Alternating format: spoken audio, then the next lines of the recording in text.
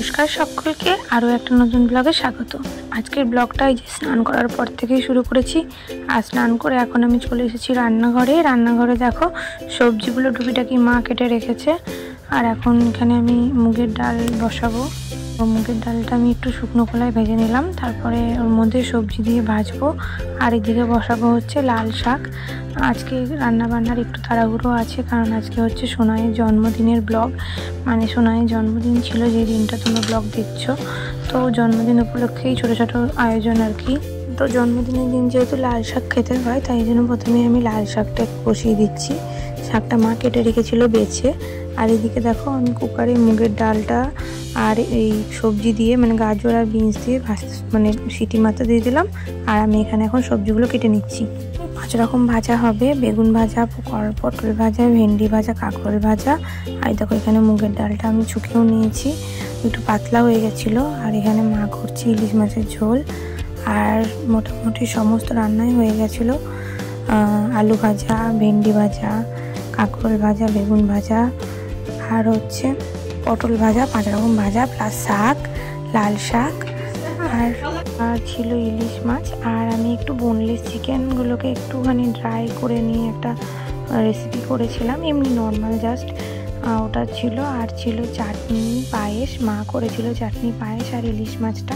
আমি অতটা ইলিশ মাছের ঝোলটা ভালো করতে পারি না, তো ওই জন্য মা এই সর্ষে ইলিশটা করেছে।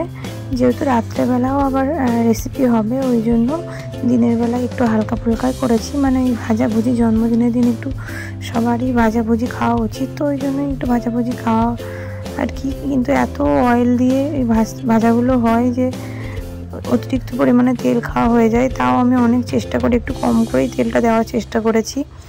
তো এই যে ভাতটা ভেঙে যাচ্ছিলো। আর এদিকে দেখো এখন আমি ডাল দিয়ে দিচ্ছি।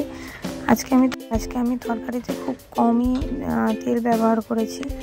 তো আর এদিকে হচ্ছে সর্ষে ইলিশটা মা তুলে দিচ্ছে, যে কোন পিসটায় কাঁটাটা একটু কম হবে সেই পিসটা মা দেখে তুলে দিচ্ছিল।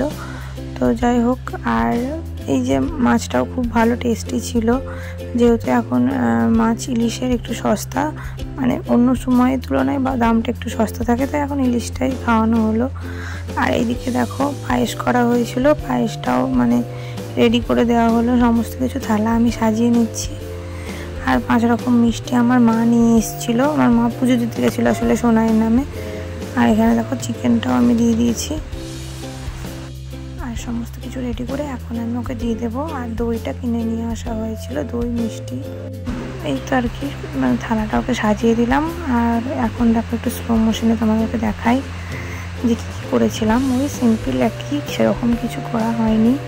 তাই এতগুলো রান্না করতেও বেশ খানিকক্ষণ সময় লেগে গেছিলো। আসলে ভাজাভুজিগুলো একটু কম তেল দিয়ে করতে গেলে না টাইমটা একটু বেশি লেগে যায়। এখানে ফার্স্টে ঈশান খাওয়াচ্ছে পায়েস। আর এই দেখো ও বাবাকে বলছে চেরিটা খাও, বাবা তখন না চেরিটা খাচ্ছিল, যাচ্ছিলো না। তারপর আমার শ্বশুরমশাই সোনাইকে খাইয়ে দিচ্ছিলো, আশীর্বাদও করছিল। আসলে আমি ছবি তুলছিলাম, তো তাই একটু স্টিলভাবে দাঁড়িয়েছিল।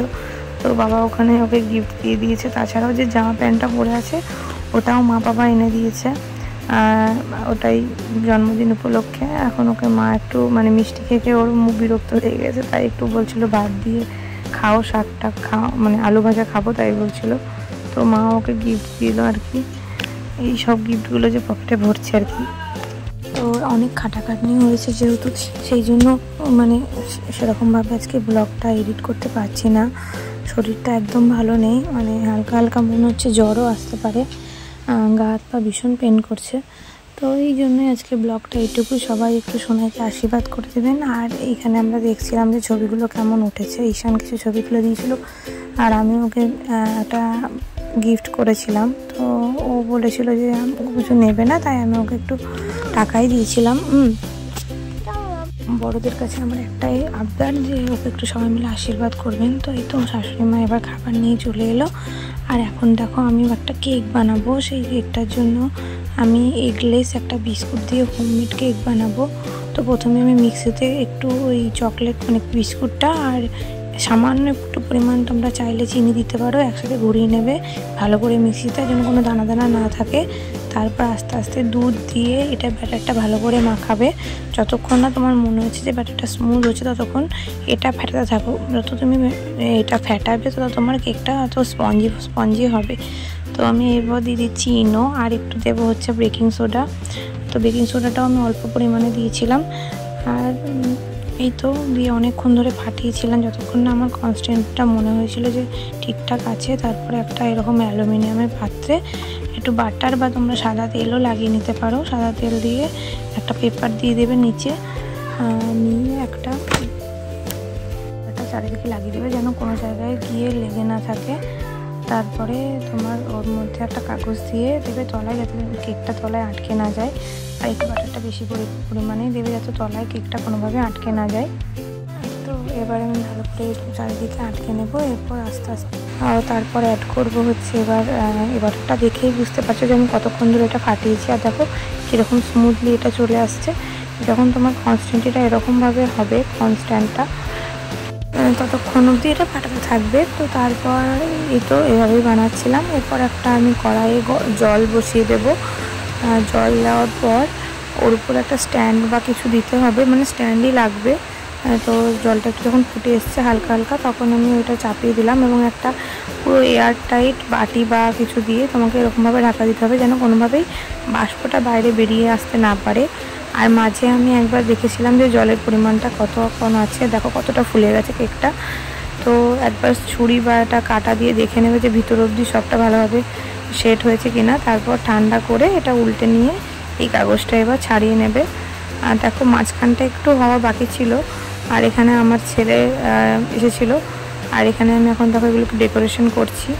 সমস্ত ভিডিওটা নেওয়া সম্ভব হয়নি, শেষ অবধি আমি এরকম ডেকোরেশনটা করেছিলাম। কেকটা সবাই খেয়ে বলেছিল মোটামুটি ভালোই হয়েছে। ফার্স্ট টাইম করেছি তো অতটা আমি বুঝতেও পারিনি যে ঠিক আছে কি না। তো নেক্সট এদিকে আমি দেখো বসে বসে করছিলাম, ওই ফ্রাইড রাইস বানাচ্ছিল আমার শাশুড়ি মা, আর আমি করেছিলাম চিকেন কষা। প্রায় 2 কেজি চিকেন ছিল। আর এখন দেখো আমি কেকটা নিয়ে যাচ্ছি সোনাইয়ের কাছে, ওকে বলতে যে কেমন হয়েছে বলো। তো ও বলেছিল যে খুব ভালো লেগেছে। আমার মনে হয় বাড়িতে বানানো জিনিস সবসময় ভালোই হয়, মানে বলা উচিত ভালো সবারই, তাতে তাদের মনটাও ভালো হয় আর কি, এটাই যা। তো এই জন্য বাড়িতে বানিয়েছিলাম।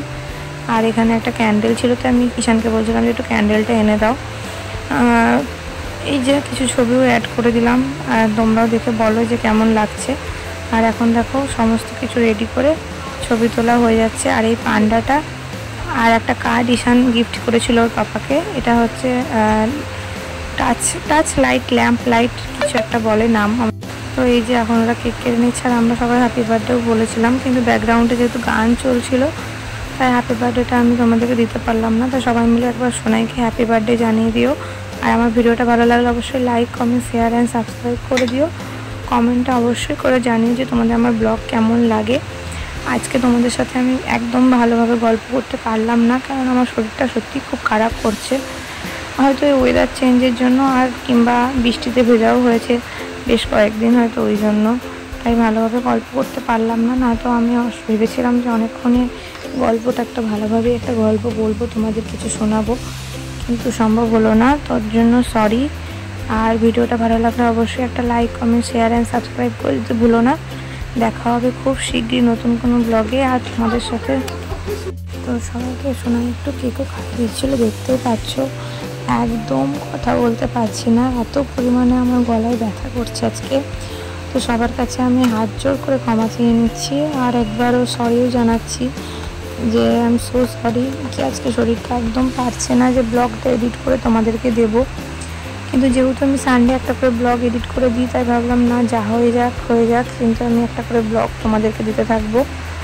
আর এই তো বাইরে এত পরিমাণে বৃষ্টি পড়ছে যে মানে ব্লগ এডিট করার সময় যত বৃষ্টির আওয়াজ, যত ফ্যানের আওয়াজ সমস্ত কিছু চলতে থাকে, ভাবলাম ফ্যানটা বন্ধ করে ব্লগটা করি, এই এডিটটা করি। তো এখন এত পরিমাণে বৃষ্টি পড়ছে যে হয়তো আমার কথা থেকে বৃষ্টির আওয়াজটাই বেশি শোনা যাচ্ছে। তো পারলে সবাই একটু ওটাকে ইগনোর করো। আর একটা ব্লগে 11 মিনিট ধরে কন্টিনিউয়াস বকে যাওয়া বা কথা বলে যাওয়াটাও কিন্তু একটা ভীষণ বড় একটা কাজ। ব্লগ বানানো খুব ইজি, কিন্তু এডিট করা প্লাস এগুলো করা মানে এটাও একটা বেশ এটা একটা কাজ আর কি, সেটাও করতে হয় টাইম নিয়ে বসে বসে। অনেকে ভাবে যে এ আর কি কাজ, কিন্তু এটাও একটা কাজ, যারা করে তারা জানে। মোটামুটি একটা 1 ঘন্টার ব্লগকে আমি যখন 11 মিনিটে নিয়ে আসি তখন তার মধ্যে অনেক কিছু এডিটিং করতে হয়। তো এটা যারা এই জিনিসটা করে, কন্টেন্ট ক্রিয়েশন করে, তারাই বুঝে হয়তো ব্যাপারটা। তো ঠিক আছে, যেটা বলছিলাম যে এখন দেখো খাওয়া দাওয়ার পর্ব চলছে। এখানে 2 বাবা খেতে বসে পড়েছে আর আমরা মাটিতেই বসে পড়েছিলাম মাদুর পেতে। ফ্রাইড রাইস, চিকেন ছিল, চাটনি, মিষ্টি। আর আমার মা যেহেতু চিকেন খায় না, ওই জন্য মায়ের জন্য ইলিশ মাছ ছিল আর ভেজ ডালও ছিল। যাই হোক, এই তো সবাই মিলে। মা বলছিল যে বাবা মায়ের খুব ভালো লেগেছে ফ্রাইড রাইসটা, কিন্তু ভয়েসটা ওই দেওয়া হলো না আর কি। আর কিছু ছবিও আমি অ্যাড করে দিচ্ছি শেষে। আর ভাবছি সামনের সপ্তাহে সানডে একটা গেম কিছু নিয়ে আসবো, গেমিং কিছু ব্লগ টাইপের না, বেশ একটু অন্যরকম গেমিং কিছু একটা নিয়ে আসবো। ইচ্ছে তো আছে, দেখা যাক কতদূর কী করতে পারছি। তবে ভালো লাগলে অবশ্যই আমার ভিডিওটা একটা লাইক, কমেন্ট, শেয়ার আর সাবস্ক্রাইব করে দিতে ভুলবেন না। আর ঈশা সোনাইয়ের জন্মদিন উপলক্ষে ওকে একটা ফোন ও নিজেকে গিফট করেছে ও বলতে পারেন, বা আমিও একটু করেছি দুজন মিলে আর কি।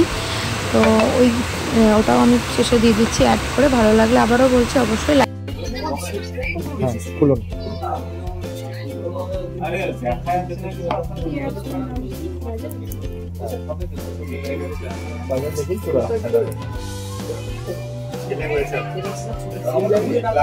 পিছনটা দেখেন।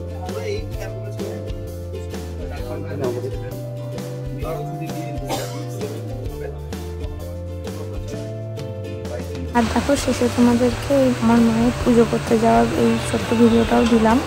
মা এখানে মন্দিরের একটা ছোট্ট ভিডিও করে রেখেছে। এই মন্দিরটা আমার বাড়ির একদম কাছে, জয়কালী বাড়ির মন্দির।